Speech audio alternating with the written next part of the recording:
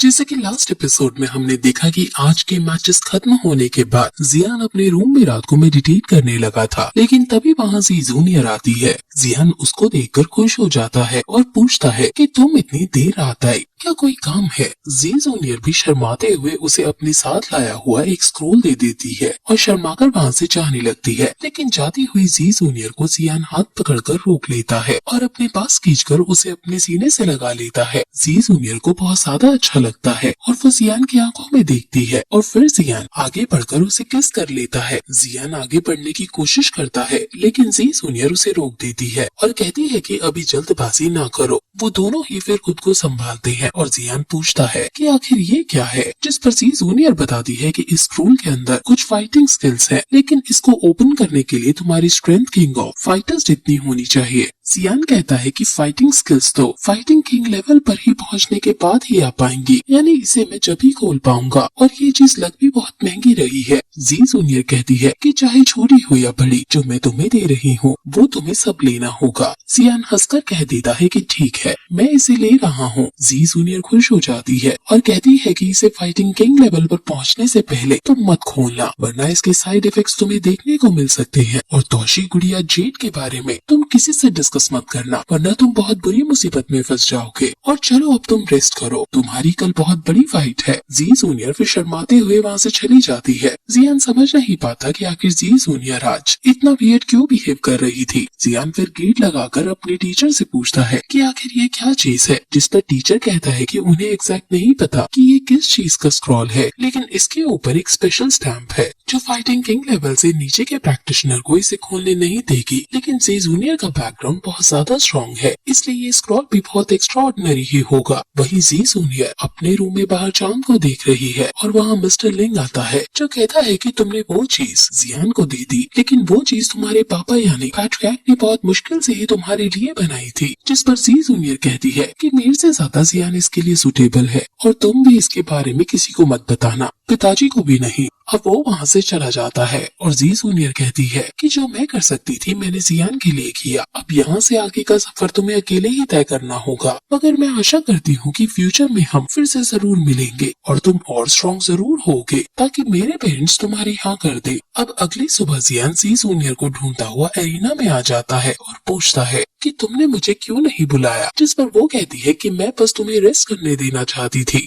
आज तुम्हारा मैच है। और वो इससे पहले कि आगे कुछ बोल पाती, जियान कहता है कि मैं तुम्हारे साथ खुश हूँ और मैच वगैरह सब बात की बात है, सबसे पहले मेरे लिए तुम आती हो। जी जूनियर भी कहती है कि मेरे लिए भी सबसे पहले तुम आते हो। और फिर तभी वहाँ जियान आती है जो गुस्से में जियान से कहती है कि मैं माउंटेन्स में गई थी, लेकिन वहाँ मुझे कोई भी अच्छा एक्सिलियर अपने लिए नहीं मिला। और फिर तभी एक वॉरक्रॉफ्ट 2 हैंग लेवल का था जो उसने मुझ पर हमला कर दिया। हालांकि मैं उस मॉन्स्टर से डरी नहीं और उसको वहीं फाइट करके बहुत पीटा, लेकिन लास्ट में वो मेरे से बचकर भाग गया। इसलिए अब अगली बार तुम चलना मेरे साथ ताकि मैं उससे लड़ सकूं और तुम एक्सिलियर प्राप्त कर सको। जियान हंसते हुए मजाक में डरकर कहता है कि मैं मरना नहीं चाहता।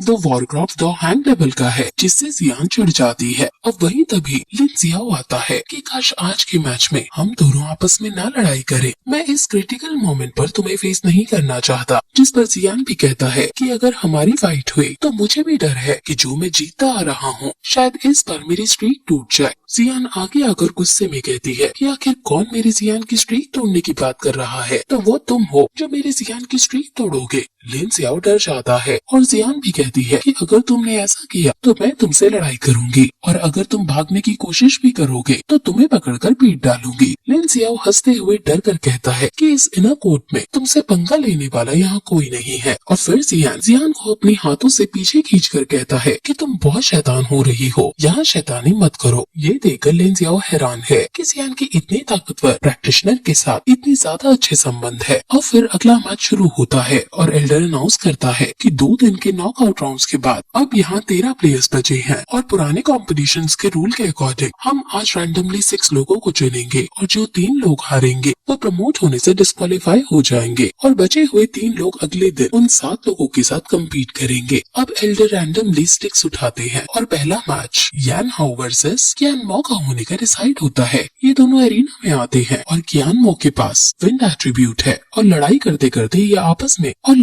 करते ये अपने इस एट्रीब्यूट का यूज करके यान हो पर भारी पड़ने लगता है और ये पिछले बार की लिस्ट में टॉप 10 की लिस्ट में भी था। यान हो भी अपने हैमर से उस पर हमला करने की पूरी कोशिश कर रहा है और उन दोनों के बीच आइकॉनिक लेवल की बैटल हो रही है और अब यान हो अपनी स्ट्रेंथ का यूज करके अपने हैमर से उसके विंड वेपन्स को तोड़कर उस पर हमला करता है और कियान मो दूर जाकर गिरता है और हार जाता है। एल्डर यान हाउ को विनर घोषित करते हैं और अब अगला मैच अनाउंस करते हैं। अगला मैच जियान और किनजियान के बीच होना है और ये सुनकर बाकी वॉरियर्स को राहत मिल जाती है कि चलो उन्हें जियान से तो नहीं लड़ना पड़ा और किनजियान डरकर पेट के दर्द का बहाना लगा देता है और एल्डर से कह देता है। एल्डर भी ऑकवर्ड फील करते हुए अनाउंस कर देते हैं कि किनजियान को पेट में दर्द है इसलिए वो मैच में नहीं लड़ सकता, इसलिए जियान इस मैच की विनर घोषित की जाती है। ये सुनकर जियान फिर से फ्रस्ट्रेट हो जाती है और वहाँ से चली जाती है। अब एल्डर अगला मैच अनाउंस करते हैं और अगला मैच जियान और लियू किंग के बीच होना तय होता है और इसे सुनकर हर तरफ सन्नाटा छा जाता है। लियू किंग एक इवल स्माइल पास करता है और फिर यह एपिसोड यहीं खत्म हो जाता है।